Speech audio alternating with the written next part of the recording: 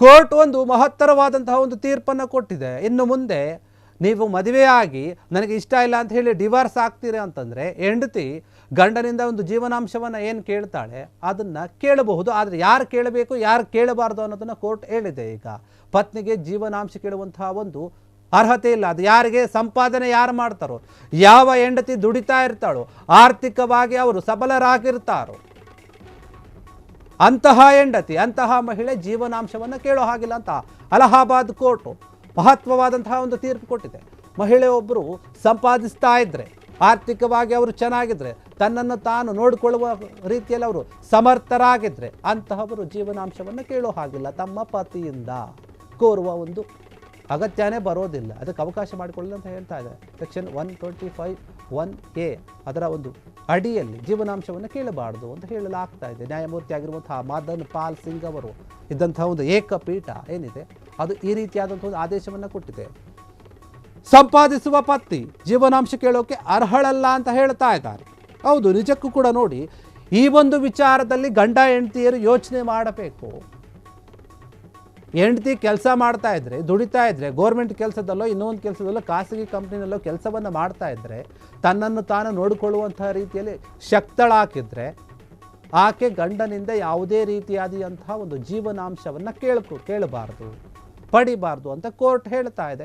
ಒಂದು ರೀತಿಯಲ್ಲಿ ಇದು ಸರಿನೇ. ಯಾಕಂದರೆ ಇದೇ ಜೀವನಾಂಶದ ವಿಚಾರವಾಗಿ ನಾವು ನೋಡಿದ್ವಿ. ನಮ್ಮದೇ ಒಂದು ಬೆಂಗಳೂರಿನಲ್ಲಿ ಏನಾಗಿತ್ತು, ಒಬ್ಬ ಟೆಕ್ಕಿ 16 ಪುಟಗಳ ಒಂದು ಡೆತ್ ನೋಟನ್ನು ಬರೆದಿಟ್ಟು ವಿಡಿಯೋವನ್ನು ಮಾಡಿ ಕಣ್ಣೀರು ಹಾಕ್ಕೊಂಡು ಹೆಂಡತಿ ಯಾವ ರೀತಿಯಾಗಿ ಕಾಟ ಕೊಡ್ತಾ ಇದ್ದಾಳೆ ಜೀವನಾಂಶಕ್ಕಂತ ಹೇಳಿ ಆತ್ಮಹತ್ಯೆಯನ್ನು ಮಾಡಿಕೊಂಡಿದ್ದ. ಅದು ದೊಡ್ಡ ಮಟ್ಟದಲ್ಲಿ ಸುದ್ದಿ ಆಯಿತು.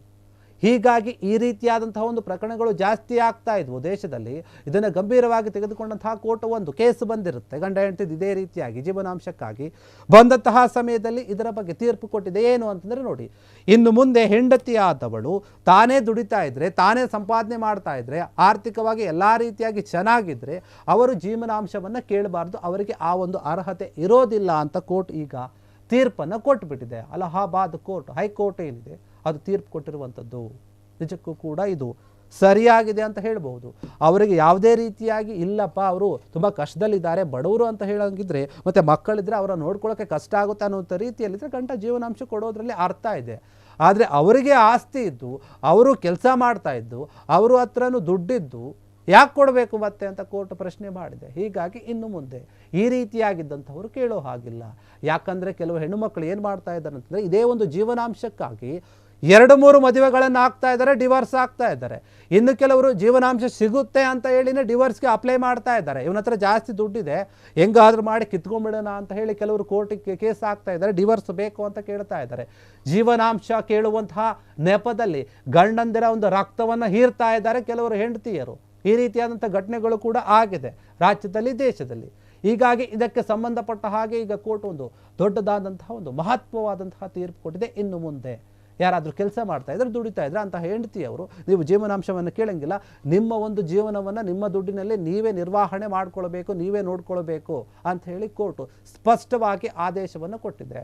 ನಿಜಕ್ಕೂ ಕೂಡ ಇದು ಒಂದು ಒಳ್ಳೆಯ ರೀತಿಯಾದಂತಹ ತೀರ್ಪು ಅಂತ ಹೇಳ್ಬೋದು. ಗಂಡು ಮಕ್ಕಳ ಒಂದು ರಕ್ಷಣೆಗಾಗಿ ಕೊಟ್ಟಂತಹ ಒಂದು ತೀರ್ಪು ಅಂದ್ರೂ ಕೂಡ ತಪ್ಪಾಗಲ್ಲ. ಕ್ಷಣ ಕ್ಷಣದ ಸುದ್ದಿಗಳಿಗಾಗಿ ಫ್ರೀಡಂ ಟಿವಿ ಸಬ್ಸ್ಕ್ರೈಬ್ ಮಾಡಿ, ಲೈಕ್ ಮಾಡಿ ಹಾಗೂ ಫಾಲೋ ಮಾಡಿ. ಹೊಸ ಸುದ್ದಿಗಳ ನೋಟಿಫಿಕೇಶನ್ಗಾಗಿ ಬೆಲ್ ಐಕಾನ್ ಮೇಲೆ ಕ್ಲಿಕ್ ಮಾಡಿ.